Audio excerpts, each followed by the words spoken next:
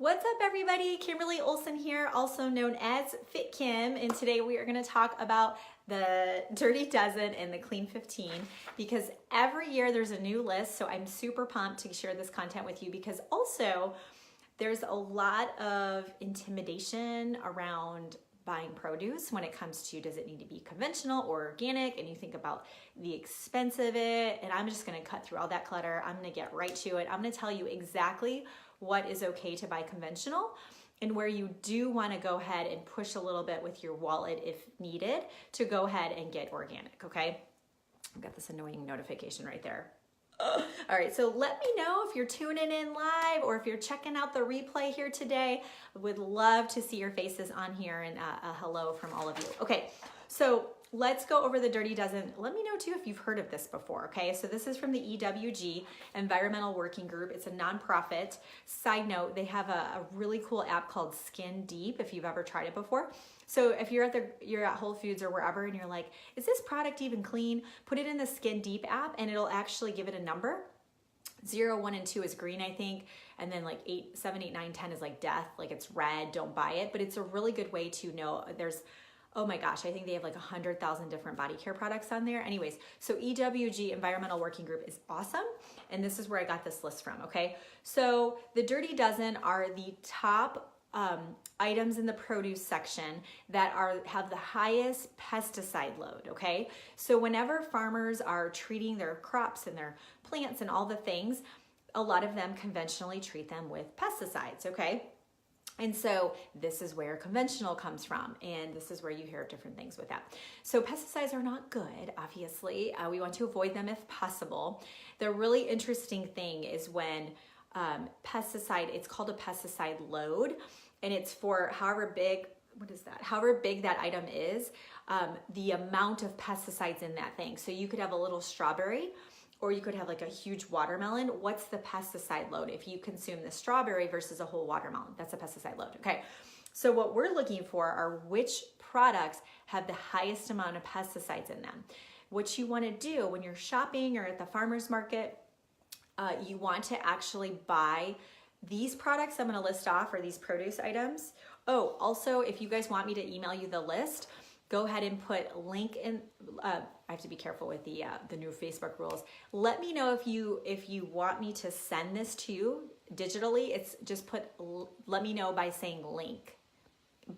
You know where, LINK, and then I'll have ManyChat send it to you. Okay, I'll get that set up after I'm done with this video. So here's the ones. Now, if you go to a farmer's market, talk to the farmer and say, because a lot of times farmers can't afford to become organic or certified organic because it's really expensive and it's even a little sketchy. So meaning the rules and stuff depending on where you're at. So ask the farmer. I do this when I go to farmers markets. Say, hey, do you treat your produce with pesticides? Almost all of them are going to say no. Usually farmers market type farmers, they just don't. Not to judge, but be a little judgy there. Okay, here you go.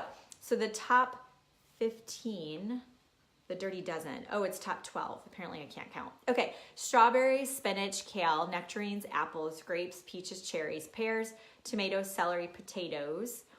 And then there's a bonus one, hot peppers. Okay, so these ones are actually the Dirty Dozen.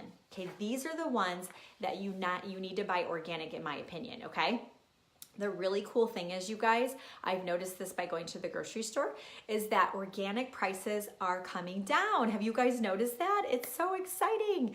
I mean, seriously, I used to pay double for apples because apples are on this list, aren't they? Yeah, apples are. So I always get apples organic, and oh my word, they used to be double per pound. And now when I go to the grocery store, they're the same price.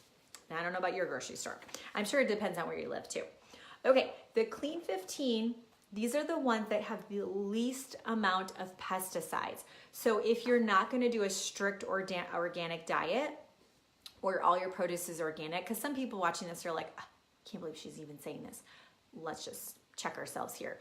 I am going to be sharing my point of view as a nutritionist and what I believe is more sustainable for people, or speaking to the masses, because not everybody can afford organic, okay? So if you cannot afford organic, or you're just like, I just can't get my mind around it, or maybe a spouse, you can't get your spouse on board, then these are the Clean 15 to go conventional with, okay? Avocados, sweet corn, pineapples, sweet peas, which are usually frozen, onions, papayas, eggplants. I think there's an asterisk next to papayas. So I will find out what the asterisk means, and sweet corn has you know what it is? I figured it out. Hold on, I'll tell you about that in a second.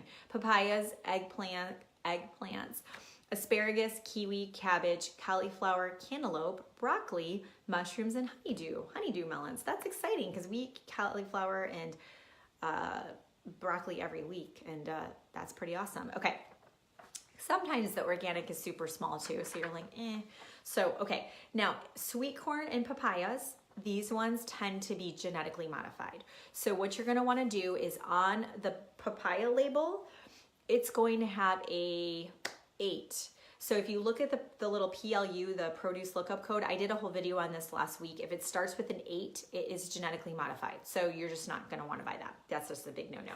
And then sweet corn, 90% of corn is genetically modified. Isn't that crazy? So the sweet corn, you're probably best off getting frozen and getting organic, and then you'll know it's non-GMO, okay? So if you guys want this list here, so you can just print it off and have it, just let me know by saying link, L-I-N-K, gotta watch what I'm doing here, and then we'll get that for you, okay? So if you guys are not, I have a group called Rocking the Fab Life where we put in daily inspiration, motivation, videos, all kinds of stuff. There's a bunch of people that help me run that group, and it's really amazing. We have almost 1,200 people in it, and we just started it this year. We're in the middle of a 30-day weight loss Get Fit challenge, and so we do a lot of stuff to help you guys stay on track. So jump into that group if you're not in there already. Hope this was helpful. Let's go out there and crush it when it comes to eating the best possible lifestyle. Have a great day, guys. I'll see you later. Bye.